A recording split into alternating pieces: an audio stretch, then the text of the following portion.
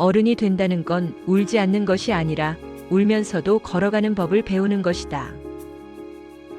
책장 앞을 서성이다. 어린 시절 제목이 뭔가 멋져 보여 좋아했던 책 나의 라임 오렌지 나무를 오랜만에 뽑아들었습니다. 철없던 시절의 우리에게 제재는 그저 장난기 많고 엉뚱한 친구였습니다.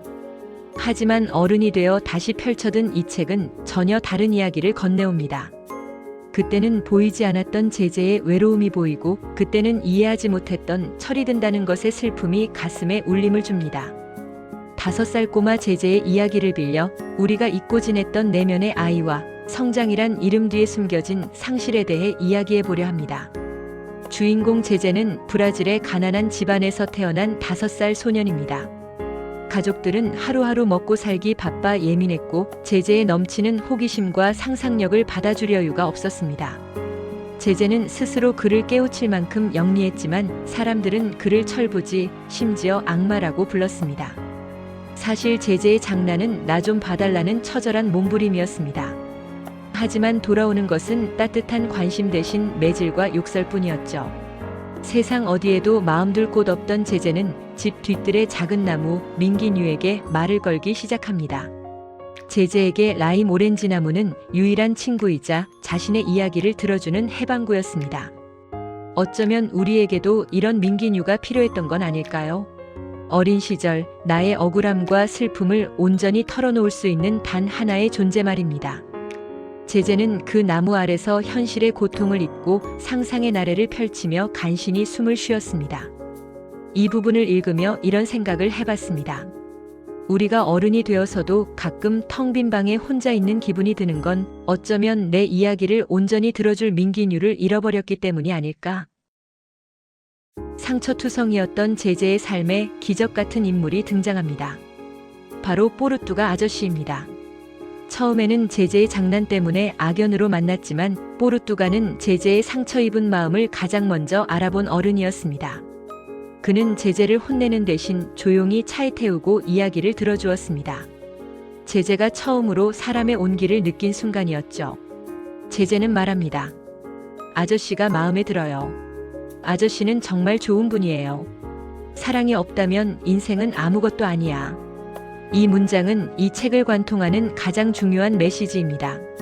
학대와 무관심 속에 살던 제재에게 뽀르뚜가는 단순한 친구가 아니라 아버지였고 구원이었으며 세상의 전부였습니다.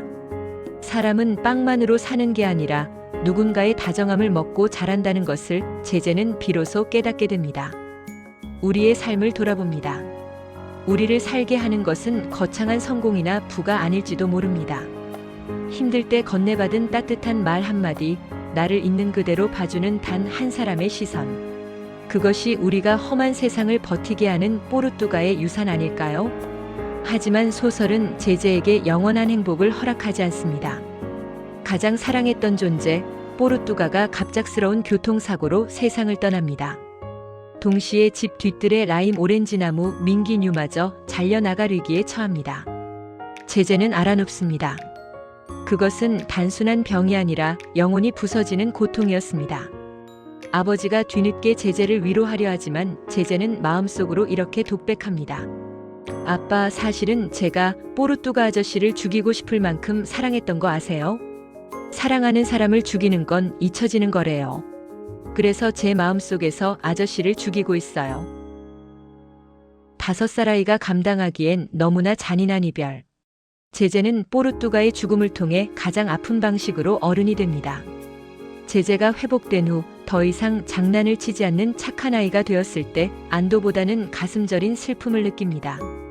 그것은 순수했던 동심의 죽음을 의미하기 때문입니다. 어른이 된다는 건 무엇일까요? 어쩌면 가슴속에 있던 라임 오렌지 나무를 베어내고 슬픔을 삼키는 법을 배우는 과정인지도 모르겠습니다. 제재의 성장이 대견하기보다 안쓰러운 이유는 우리가 겪어온 그 쓸쓸한 과정을 제재에게서 보았기 때문일 겁니다. 소설의 마지막 어른이 된 제재는 48세가 되어 먼저 떠난 뽀르뚜가에게 편지를 씁니다. 사랑하는 뽀르뚜가, 저에게 사랑을 가르쳐 주신 분이라고요. 우리는 모두 마음속에 어린 제재를 품고 살아갑니다. 사랑받고 싶어서 떼를 쓰던 아이, 상처받아 웅크렸던 아이, 그리고 너무 일찍 세상의 차가움을 알아버린 아이.